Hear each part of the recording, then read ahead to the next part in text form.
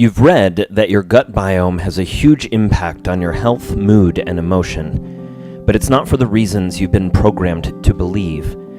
Your bacteria are advanced biological technologies used to mistranslate the light information used for genetic expression. Your diet, paired with EMF exposure, are then used to multiply these colonies so that the foods you crave are the feed for further emotional and physical manipulations of your genetics. You've been on a hamster wheel of dietary manipulation that is a distraction from the truth meant to dim our light. Let's look at the quantum physics of our biology.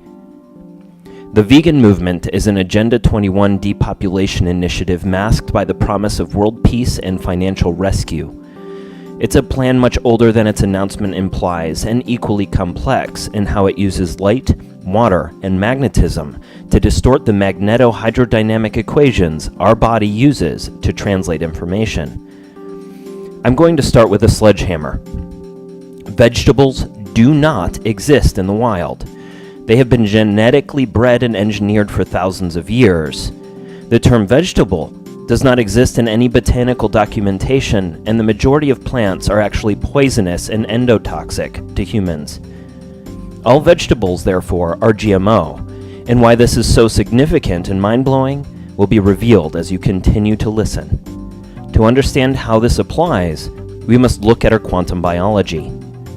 Light and magnetism create a 3D resonant structure in the hydrogen bonds of water. This is where our memory is stored in our body and how emotional filters are imprinted. Light, sound, EMFs are all photonic information that bump into the hydrogen bonds in water to cause it to vibrate in any of 6 different ways. The magnetic field generated by the ATP synthase in our mitochondria then orients the water molecules axially to create a holographic imprint your DNA matches to know what hormones, proteins, and enzymes to produce at different times of day. The distinct mechanisms of this I'll expand upon in future articles, and it isn't necessary to understand the picture I'm drawing here. This frequency delivery happens via hemoglobin, which are iron and oxygen containing transports in your blood. The photoelectric effect reacts with iron to release electrons to charge the oxygen being delivered into the cell via the electron chain transport and water structure. Light hits the skin and enters via acupuncture points and meridians where it meets heme group iron that has a heme group attached, in our hemoglobin to transport these photonic/vibrational instructions. Every element and mineral has a light absorption spectrum that causes the electrons to shift to different energy states when that light is released. This is called emission spectroscopy and is how astronomers determine the composition of distant stars and planets. The spectrum of light from the sun, plus what's in our food, tells our cells how to behave. In order for our DNA to operate at their fullest, they need to have the widest bandwidth of information. In this case, the widest bandwidth of light. As described above, different spectrums of light cause a warping on the tension of the cell membrane via the vibration of the hydrogen bonds in the exclusion zone water.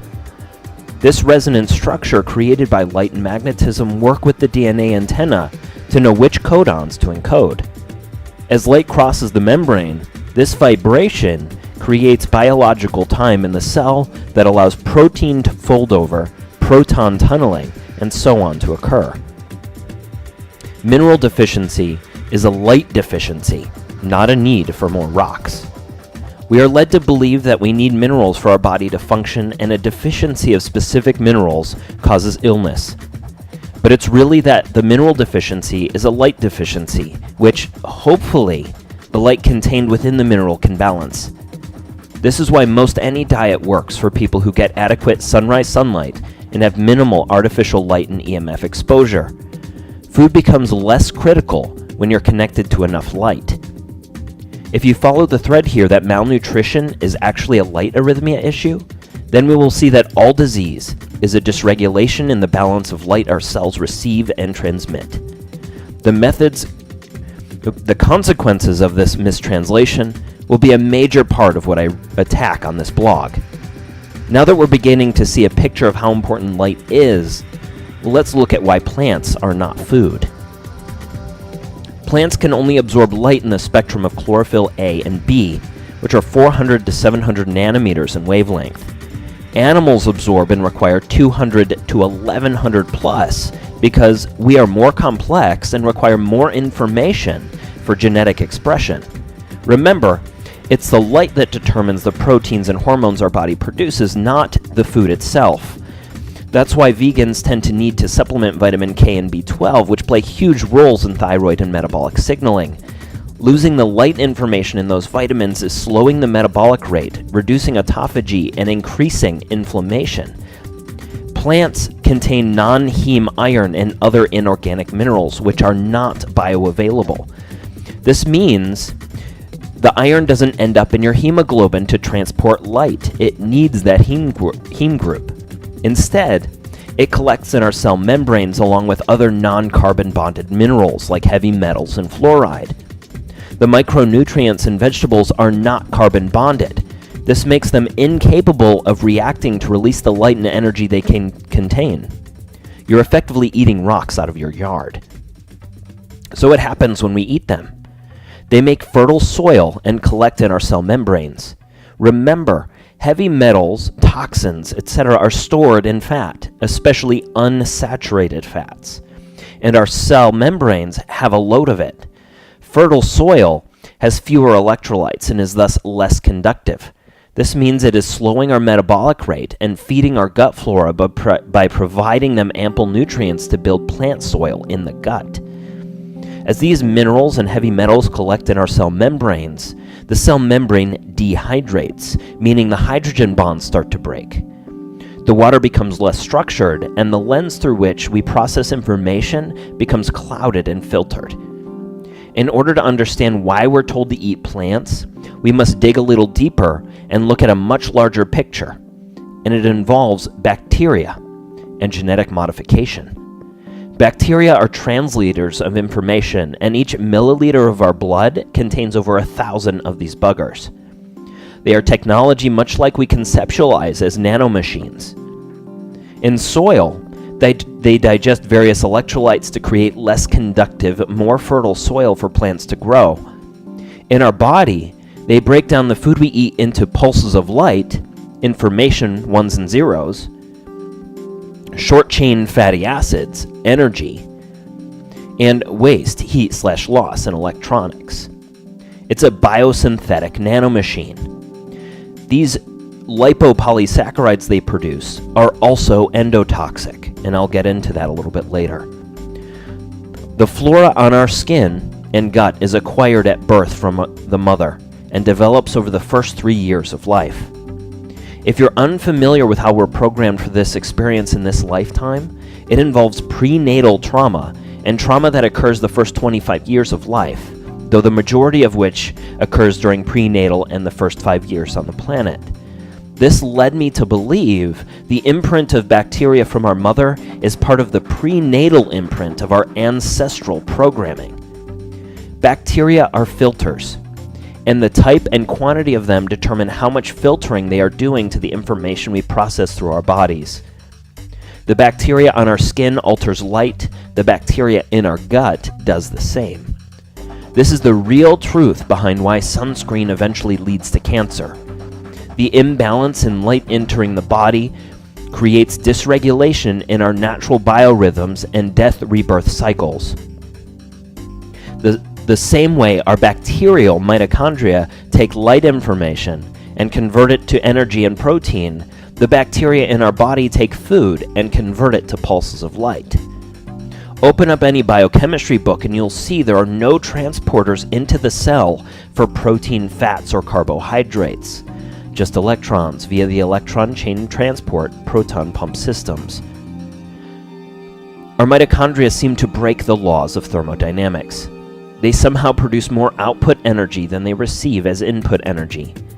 My theory is that this energy is from the ether or zero-point field, and it's this animating force that drives the movement in our bodies, not the ATP and cellular energy. In fact, our bodies don't need ATP for autophagy either. This led me to believe that what we are eating is food for the bacteria to thrive, and not entirely for us. If our bacteria had a hidden energy source that allows them to break the laws of thermodynamics, the only reason we have to eat is because those bacteria are stealing our food and shitting in our guts. And so the rabbit hole begins. We eat because our solar battery is drained. EMFs open voltage-gated calcium channels that activate neurons into fight or flight state. The electrical component of non-native electromagnetic interference is perpendicular to the hydrogen bonds in our water. The breaking of these hydrogen bonds releases hydroxyl free radicals and eventually leads to the creation of lipofuscin and biofilms when those react with weak hydrogen bonds in the polyunsaturated fatty acids we eat. This depletes energy, but also does some pretty surprising things to our gut bacteria, namely making them multiply faster. To simplify, EMFs make bacteria multiply faster. We are effectively bacterial computers, and the bacteria imprinted at birth from our mothers is a virus that mistranslates our instructions. That's why when the bacteria is out of balance, so is our mood. And as you know, a mood is a feeling you feel longer than you should. But why? Because they alter the structure in the water in our cell membranes. That structure being the lens through which perception occurs. And if the structure is altered by light pulses from bacteria, then so is our perception.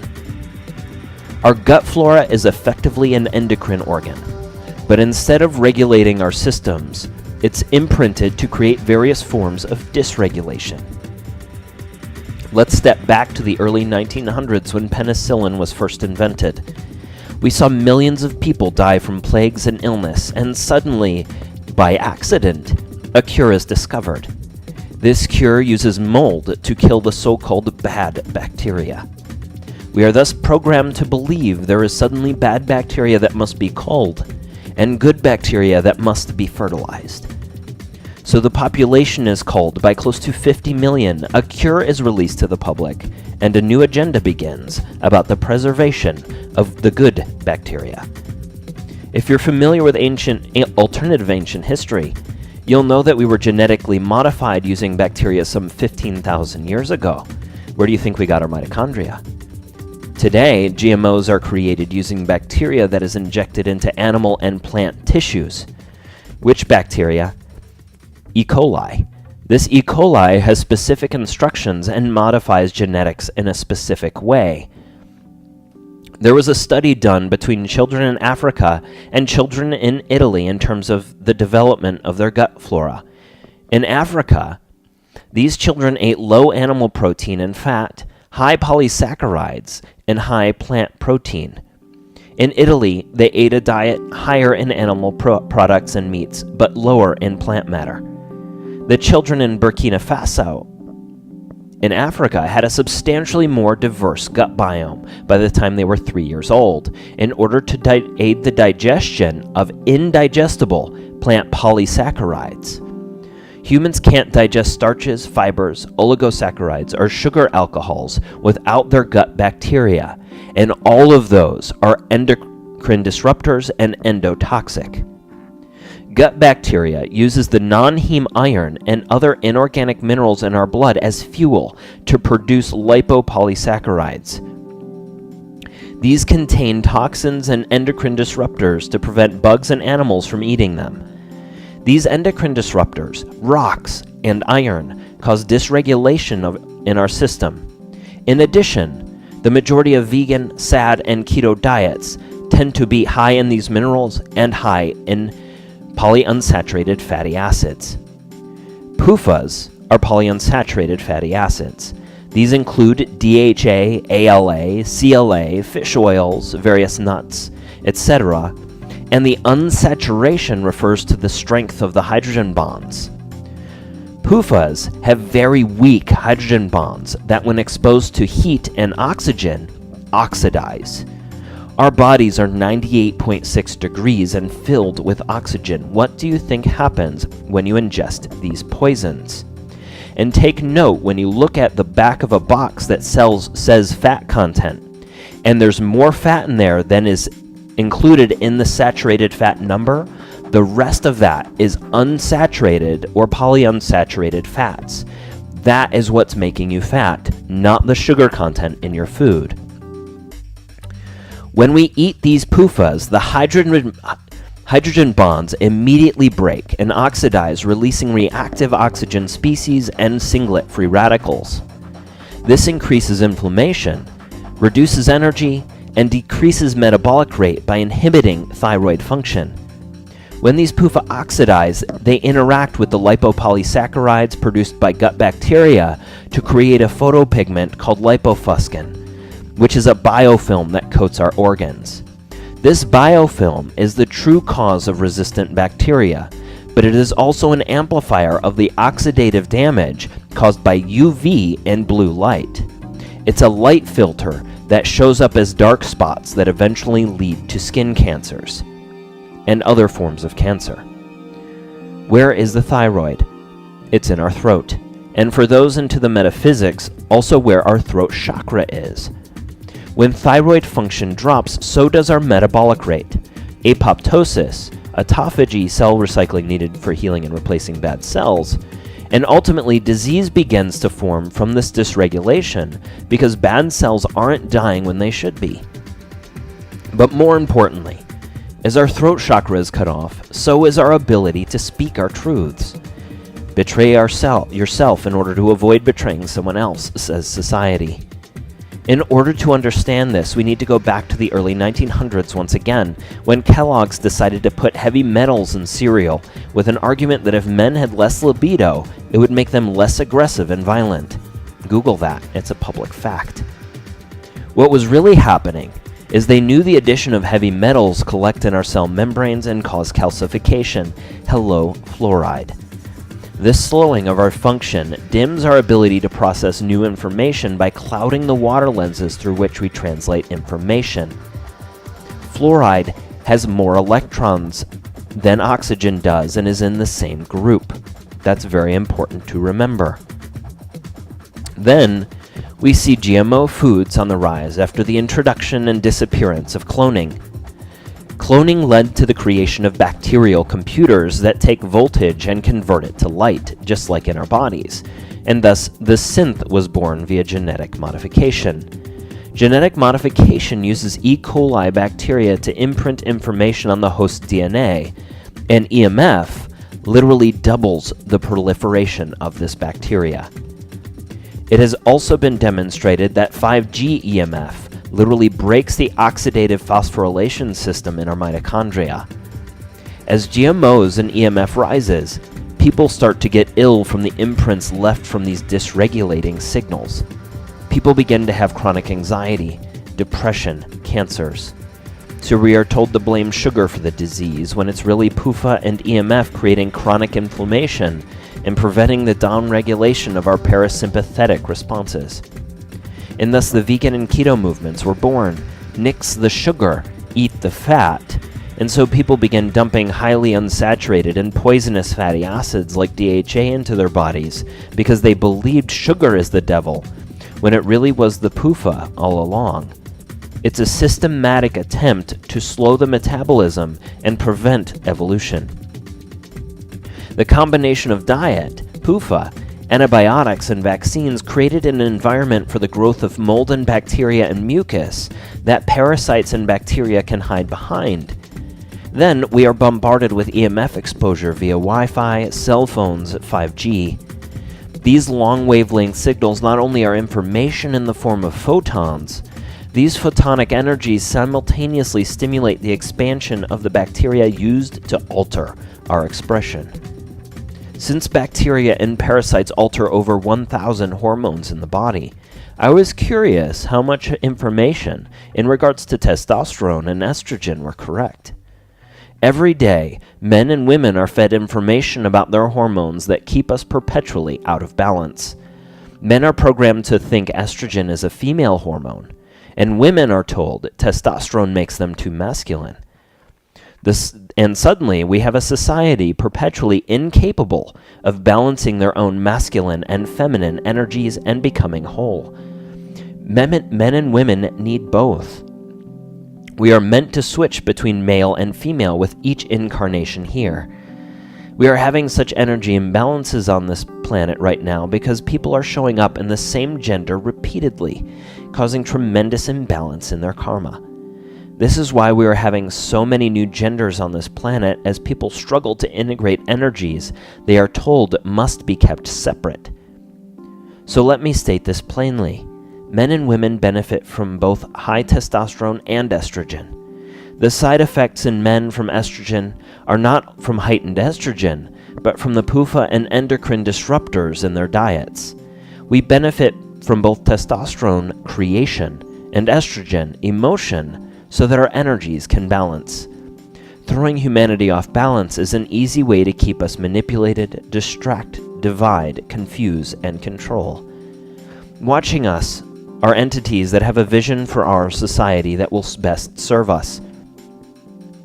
The same way we contain our pets, thinking we know what's best for them and their behaviors. So a container was built for humanity in order to keep us from knowing too much and breaking out of the program too soon. It's quite brilliant and effective, actually. They have been doing this for many, many cycles, after all. We are imprinted with bacteria that alter our DNA, hormones, and emotional output. We are told to eat plants, which are effectively indigestible fertilizer for these bacteria to create soil in our gut. These plants contain less light spectrum than the animal meats and the sun itself, and so we are downloading a smaller bandwidth of information and thus limiting our DNA. We are told from early on that plants are an acquired taste. This is because as we eat the plant, we are eating the information/light/instructions to create that bacteria/nanomachine that desires, craves, tastes for that plant in order to multiply. Even simpler, children don't like vegetables, and children should almost always be our beacon. Many people know veganism isn't healthy. They make their decisions for the animals. So how do we keep those who know better in the loop of suppression also? We tap into their emotion and program them into division. We create a story of animal cruelty while simultaneously cutting off people's throat chakras and ability to speak their truth. This inability to speak allows the vegan movement to be a group of social justice warriors who are weakened by their diet, convinced they're accomplishing great things while running on a hamster wheel and getting sicker.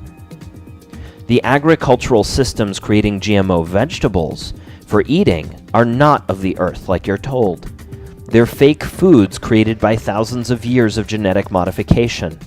This GMO food contains modified light information that then modifies your DNA by altering the hydrodynamic equations in the water structure around your cells.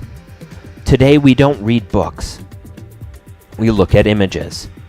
These images disconnect our imagination and replace it by delivering a visual input, which tells us what things look like rather than allowing us to create that for ourselves. Then follows the dopamine depleting process of clicks, taps, scrolls, and blue light pulses, leaving humanity in a low dopamine, low willpower state, hungry for one more tap, click, and scroll. Social media, pornography, news, and alternative news media all know how to keep humanity in a low dopamine state, waiting for a savior. They track your insecurities, feed you partial truths that sound like rescue from what you're feeling, and then you convince yourself the process they've put you under is working while nothing has really changed. You're still anxious, you still hurt, you still compare yourself to others, you still judge. You're still convinced your emotions are bad and must be dissipated. In this blog, I'm going to help you relearn how to step outside of this paradigm without ditching society. Since our personality creates our personal reality, and what we think, feel, and do creates our personality, we must start by eliminating anything that imprints its own agenda. Awareness is the first step to realize you're even on a hamster wheel. The second step then becomes 100% up to you.